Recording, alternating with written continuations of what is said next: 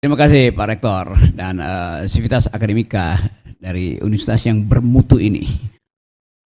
Saya tadi di mobil baca berita.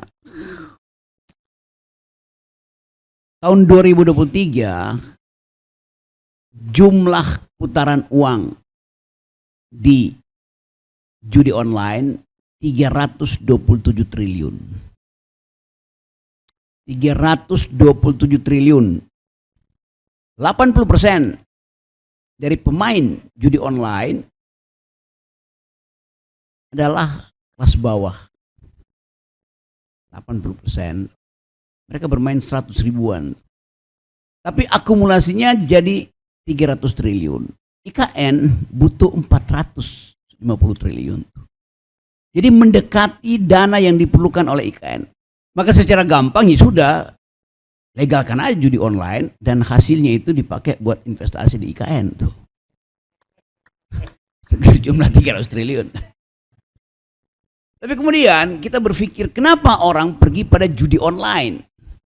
Padahal kita di universitas dididik bahwa komputasi judi online itu diarahkan oleh si bandar untuk memikat orang menjadi ketagihan. Dan gak pernah bandar rugi itu. Satu hal yang ingin saya perlihatkan bahwa frustrasi masyarakat karena ekonomi tidak bertumbuh menyebabkan judi online tumbuh secara eksponensial. Presiden Jokowi mengatakan bahwa kalian anak-anak muda ini nanti akan jadi bonus demografi di Indonesia Mas. Kalian yang lulus dari universitas akan dapat bonus demografi, akan menjadi bonus demografi. Benar, sebagai harapan tentu kita ingin begitu. Tapi fakta hari ini ada 60 juta pemuda Indonesia pengangguran di usia kerja. Sekarang bagaimana mungkin memberi pekerjaan pada mereka, termasuk di bawah IKN? Bisa aja. Tapi 60 juta ini mau diberi kerjaan apa di IKN? Soalnya kalau IKN hitung misalnya ya 5 tahun, 6 tahun atau bahkan Pak Prabowo ya udahlah iyain aja, tapi 30 tahun pembangunan IKN. Setiap pertumbuhan ekonomi 1% tercipta lapangan kerja 400 ribu. Pak Jokowi ingin 5%, oke. 5% artinya 5 kali 400 ribu, maka tersedia 2 juta lapangan kerja. Lalu yang 58 juta itu mau kemana? Itu problem kita. Untuk menjadikan bangsa ini pemandu pikiran di tingkat ASEAN aja, bonus demografi harus melampaui kapasitas intelektual Filipina, Singapura, Thailand, Vietnam. Bonus demografi itu bukan kesempatan kita di 2045 menaikkan posisi kita dari sekarang. Kalau Anda bikin bisnis sekarang mungkin pendapatanmu ya yang paling hebat lah 10 juta per orang. Nanti 2045 kalian akan punya 3 kali lipat, berarti kalian akan punya pendapatan 30 juta rupiah. Anak muda yang lulus sekarang namanya bonus demografi. Kacau itu. Bonus demografi artinya persaingan Anda hari ini diukur dari pendapatan hari ini. Anda naik 3 kali lipat 2045 dibandingkan dengan generasi Anda yang sama di Vietnam, di Singapura, di Thailand. Jadi kalau teman-teman di sini saudara-saudara mahasiswa punya penghasilan 30 juta rupiah di 2045 dan Thailand punya, Singapura itu naik 10 kali lipat, nggak ada gunanya. Anda nggak dapat bonus, bonusnya ada di Singapura tuh. Kenapa? Karena dalam 10 tahun ke depan ini pertandingan industri itu ditentukan oleh kecerdasan manusia, bukan lagi oleh kekuatan tangan gali-gali fondasi IKN misalnya, tapi kemampuan untuk menghasilkan proyek-proyek berpikir yang akan di backup oleh energi itu. Dasarnya. Nah, kalau itu kita mesti ukur apa bonus demografi? Ya kita ukur kemampuan intelektual kita dibandingkan dengan negara-negara pesaing kita. Nah, IQ kita 78, IQ Singapura 105, IQ Vietnam 115. Masalahnya bagaimana bertanding kalau kita cuma 75 sementara parameter di 105 itu sudah dilampaui oleh Singapura, oleh Thailand. udah pasti kita ketinggalan. Kan dasarnya begitu. Sekarang melihat. Jadi kalau Pak Jokowi terangkan bahwa kalian akan mendapat bonus demografi, iya itu idealnya begitu, tapi faktanya tidak mungkin dicapai. Karena kita tertinggal di dalam kecepatan berpikir yang ukurannya secara matematis sudah ditentukan. 78 IQ itu di bawah rata-rata dunia. Di Indonesia ada di bawah rata-rata dunia untuk berkejaran di situ. Sementara untuk 2045 Anda mau masuk misalnya jadi pemain di IKN itu dengan startup, dengan kemampuan teknologi itu masih tertinggal dengan sistem berpikir di Singapura, sistem berpikir di Vietnam. Apalagi kalau kita lihat energi yang dibutuhkan untuk membackup kecepatan berpikir dari ChatGPT, segala macam informasi baru. Di masa depan nikel itu sebagai sumber energi untuk membackup sistem berpikir dari mesin-mesin learning mesin itu, mesin-mesin pemikir itu tidak cukup lagi energi itu, maka diperlukan energi lain itu. Kira-kira sebulan lalu ada berita dari Amerika bahwa sebuah perusahaan namanya Fastron, kalau nggak salah Fastron itu, Fastroni, dijadikan model oleh pemerintah Amerika untuk menemukan energi baru yang mengatasi kemampuan energi nikel. Namanya air mata itu, garam itu apa namanya? Sodium ion. Sodium itu punya kemampuan untuk membackup energi yang dibutuhkan bagi generasi Anda di 2045 nanti. Dengan kata lain, nikel kita itu nggak ada gunanya lagi karena dia nggak mungkin membackup energi di mana mesin itu berputar dan punya wattage yang tinggi sekali. Riset yang sedang dilakukan di pusat-pusat riset dunia mengarah pada penemuan sodium untuk diaktifkan menjadi energi.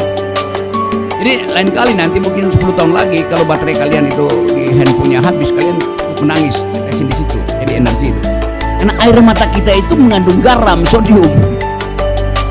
Jadi kalau Anda diputusin pacarmu itu, HP-nya nggak bisa jalan, ya Anda sakit hati nangis, tapi HP-mu jalan dengan air matamu sendiri. Air matamu akan jadi energi di masa depan. Nah kalau IKN gagal misalnya, itu kita syukur karena kita akan menangis. Waktu kita menangis timbul energi, IKN dibangun lagi dengan energi itu kan. Saya mau terangkan itu sebagai paradoks dari teknologi. Jadi silahkan menangis karena tangisan itu adalah energi. Jadi dunia sekarang ada di dalam kompetisi untuk menemukan energi baru yang mungkin sudah ditemukan tapi disimpan di dalam rumus-rumus molekul hanya di beberapa negara utama. Dan itu datang dari keinginan untuk saling bersaing di bidang kecepatan berpikir. Saya balik lagi pada soal IKN ini. Saya pengkritik IKN bukan karena ide IKN-nya, tapi proses penghitungan politik di belakang itu. Pak Jokowi ingin IKN itu kita rayakan 17 Agustus datang. Sementara air aja belum ada di situ. Padahal Pak Jokowi bilang IKN itu akan pakai air tanah, bukan air dari tempat lain tuh. Circular ekonomi sebutkan begitu. Ternyata waktu digali ketemunya batu bara. Yang jelas saja karena nggak ada riset awal. Mau ditembus batu itu apa itu? Gas di permukaan. Tapi ini sudah berlangsung dan akan malu misalnya Presiden Jokowi kalau tidak dijadikan model kesuksesan pembangunan Indonesia.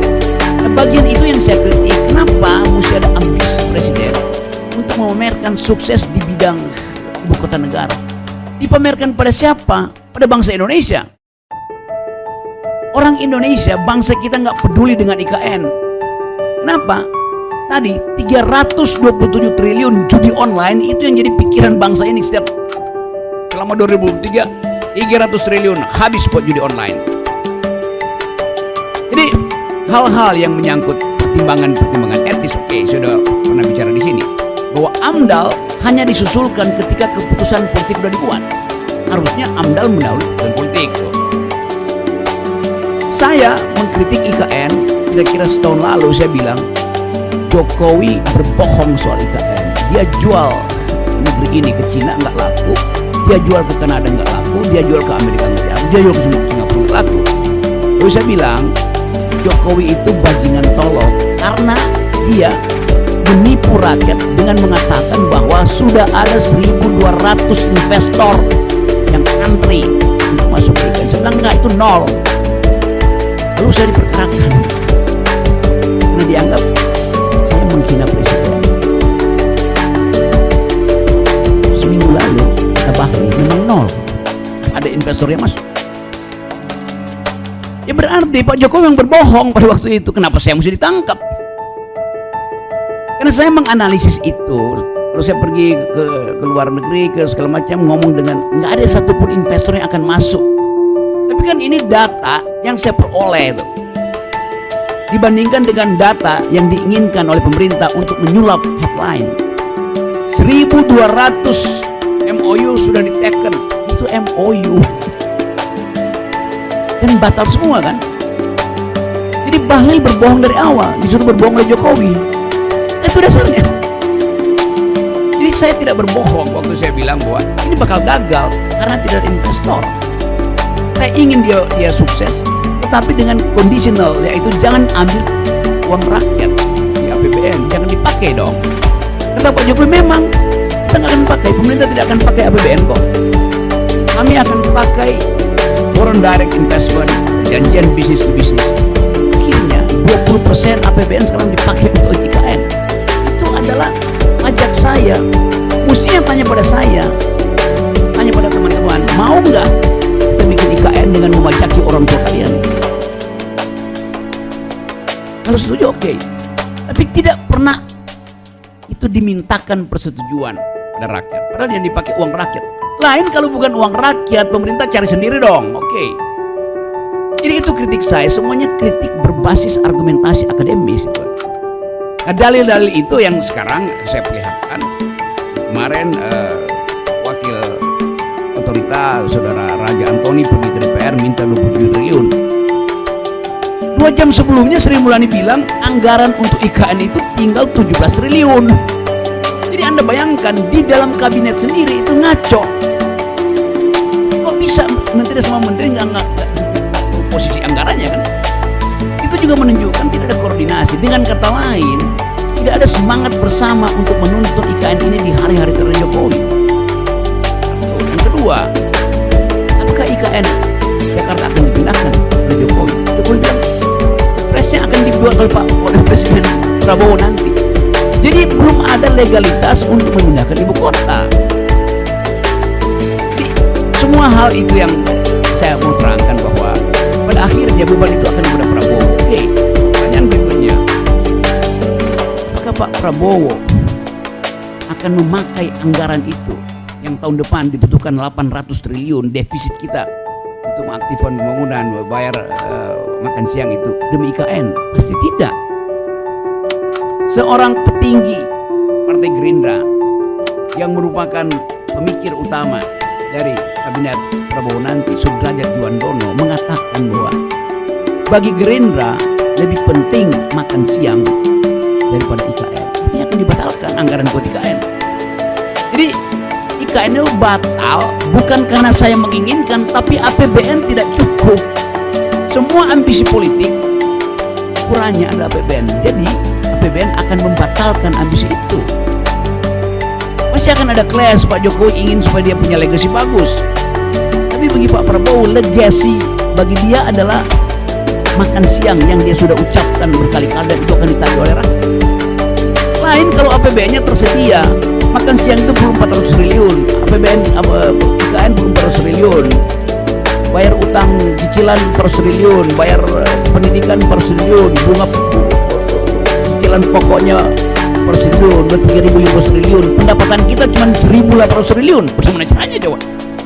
Jadi dengan cara itu, saya tahu Pak Rektor dan teman-teman sini punya keinginan buat lihat ada pertumbuhan ekonomi melalui IKN. Tapi riset juga mengatakan akan ada pertumbuhan ekonomi di IKN, tapi bukan 5%, cuma 0,4%. Studi dari FEUI 1,4% sumbangan pertumbuhan itu. Jadi ini yang saya maksud, kritik secara metodologi itu, supaya tidak dianggap bahwa saya misalnya sinis pada, bukan sinis, karena dari awal tidak ada perintah konstitusi untuk membangun IKN. Tidak ada janji Pak Jokowi untuk membangun IKN. Kenapa tiba-tiba itu ada tuh? Takut saya tanya pada seorang yang sangat dekat dengan Pak Jokowi. Kenapa Pak Jokowi punya ide memindahkan IKN? Dia bilang saya juga nggak tahu. Mungkin dukunnya yang bilang begitu. Jadi rumors di dalam kabinet menunjukkan bahwa ada yang nggak benar di dalam cara berpikir. Balik lagi pada tadi bahwa sinyal internasional tidak mau untuk investasi itu karena dua hal. Yang pertama soal lingkungan, yang kedua soal kepastian hukum dari tanah-tanah itu. Dulu tahun lalu 2 tahun saya bilang itu belum bermasalah. Enggak, udah beres semua tanahnya tuh. Sekarang AHY sebagai Menteri ATR bilang ada 8.000 hektar tanah yang bermasalah di situ. Jadi belum tuntas soal-soal semacam ini. Nah, itu ide yang saya terangkan. Bukan saya menghalangi IKN, tapi saya melihat ketidakmasukakalan perencanaannya tuh. Apalagi kalau kita berpikir sekarang bahwa Indonesia akan ditekan oleh sistem regulasi baru di bidang environmental crime yang lagi dibuat oleh PBB sekarang, bahwa semua negara yang tidak menunjukkan itikat baik untuk mematuhi protokol Paris dan Kyoto dan Glasgow itu akan dianggap sebagai pelaku pidana lingkungan. Jadi sangat mungkin nanti Pak Jokowi itu diseret ke pengadilan internasional kalau itu jadi keputusan dunia tuh. Pada saat yang sama PBB juga menginisiasi hukum baru di bidang lingkungan buat semua orang yang mengkritik lingkungan dari manapun atas alasan apapun, mau rumor kayak mau data kayak, tidak boleh dipidana. Karena ada paradigma baru bahwa kita punya keyakinan terhadap planet, bukan lagi terhadap Kalimantan, bukan terhadap Indonesia. Jadi sekali lagi saya ingin ajak teman-teman berpikir di sini supaya kita punya daya analisis yang untuk melihat potensi Indonesia itu menghasilkan pertumbuhan dan itu tidak bisa dibuktikan. Sementara pada saat yang lain regulasi-regulasi dunia itu mengarah pada penghukuman mereka yang merusak lingkungan tuh. Itu soalnya tuh. Yang kedua adalah teknologi berkembang cepat. Teknologi itu berkembang setiap 8 jam. Setiap 8 jam ada software baru untuk menumbuhkan energi itu. Nah, IKN itu kalau kita bilang IKN itu Pak Prabowo bilang kalau begitu kita bikin multi layer APBN mungkin 30 tahun ke depan. Nah, 30 tahun ke depan itu sistem berpikir dunia itu udah lain sama sekali. Orang tidak lagi berkantor di IKN, orang berkantor di cloud, di dalam fasilitas teknologi baru. Itu intinya. Yang terakhir mungkin supaya kita punya perbandingan, Indonesia itu diagung-agungkan oleh dunia karena satu perempuan Indonesia kira-kira 5 tahun lalu disewa oleh NASA untuk mulai memikirkan pemukiman di planet. Perempuan Indonesia belajar di Harvard University, dia merancang pemukiman di planet, sementara presidennya itu masih merancang pemukiman untuk kepentingan dinastinya di bumi Kalimantan. Jauh betul jarak idenya kan. Tapi sekali lagi ini soal kepentingan politik. Pasti itu Pak Jokowi tentu ingin mengatakan ini legasi saya. Bayangkan legasinya baru 30 tahun kemudian akan dia hasilkan. Lain kalau APBN kita bisa kita push misalnya 10%, boleh 10%, tapi overheating ekonomi yang di push 10% itu memerlukan investasi besar-besaran dan itu akan merusak sistem peradaban kita, yaitu kesetaraan kesenjangan pendapatan. Jadi dilemanya ada di situ. Saya terangkan itu sebagai dilema dan dilema ini yang akan diputuskan nanti oleh Presiden Prabowo. Saya kira Presiden Pak Prabowo sekarang pusing untuk menghitung anggaran yang betul-betul tepat. Jadi sekali lagi hanya karena alasan metodologis saya ucapkan itu, bukan karena alasan sentimen. Seringkali orang bilang Rocky Gerung sentimen pada Jokowi. Saya nggak pernah sentimen. Saya sentimen pada orang dulu.